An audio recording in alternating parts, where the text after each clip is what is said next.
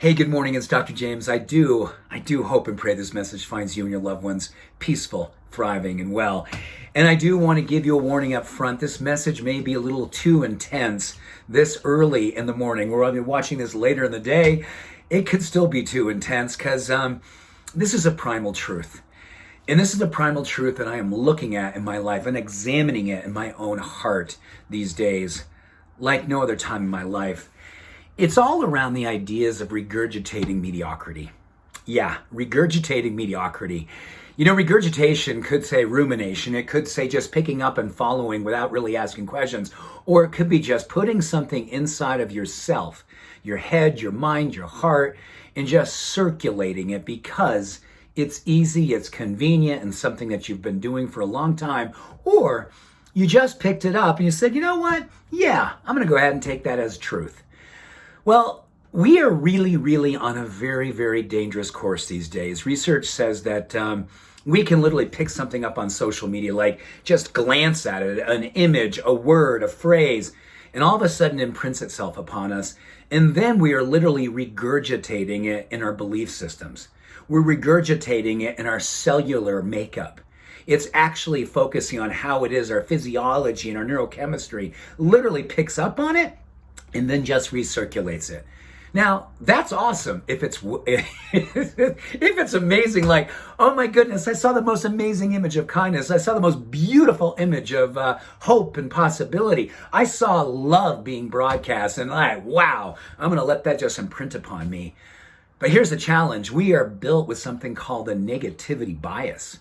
And a negativity bias simply means our brain is wired to have us be more Velcro to negativity. So when we see an awful dark image or awful dark words, we tend to remember them. They tend to stick with us.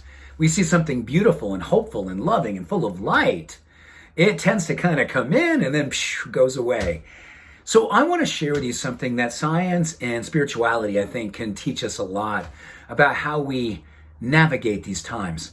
And rather than having the regurgitation of mediocrity control our being, and it's so subtle at times, right? You're just like, why am I in such a funk? And, does something happen? Well, if we're looking outside of ourselves and getting a lot of what it is, our ideas, because they're not our ideas, we need to examine and say, what would it be like if I had an original miracle?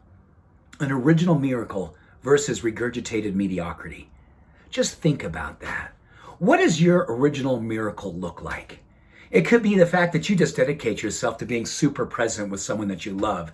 It could be going out of your way to seek to have contact with a stranger, particularly someone that you kind of look at and go, I'm scanning this person. I'm going, I bet they vote that way. I bet they have beliefs and values that are different than mine.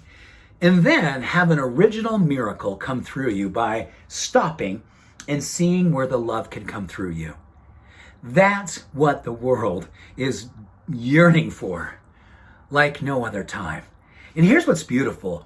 When we get out of regurgitation of mediocrity and move into original miracle, we get into a space where we're literally raising the octave. We're raising the vibration. And we know through science that we're all a frequency. We're all made of energy. And the more that we are looking to create original miracles, and miracles, don't get caught up in saying, that's blasphemy to say that you can create miracles.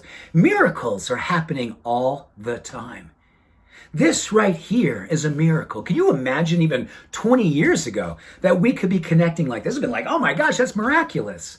And now it's just normal for us to be able to look at each other and talk about love, talk about light, talk about connection the way that we do. Be vulnerable and be very open to what we're all going through right now.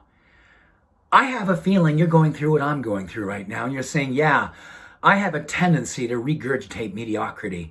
I see something, I take it on. I hear something, I believe it. I don't even examine to see whether or not it's truthful. At the very least, does it truthfully speak to my heart? Because that's the filter right now. Is it loving? Is it light? Is it kind? Is it generous? Is it miraculous? Does it raise you up? Does it take you out of the dark space and move you into the great space of grace? The great space of grace waits for us every moment of our life when we decide we are going to do something miraculous with our life. And the simple miracles that come through us through presence, through kindness, through love, through literally examining our present beliefs and how we can elevate them to shake up our own mediocrity, to raise a level of light, a level of hope, a level of awareness, a level of awakening that gets you out of your self-imposed slumber party. I'm speaking to myself when I say that. Hey, James, raise yourself out of that self-imposed slumber party and be a miracle today. Be a miracle for someone. Lay eyes on them with the eyes of the way that God laid eyes on his disciples, the way the universe lays eyes on her chosen ones, because we are all chosen ones.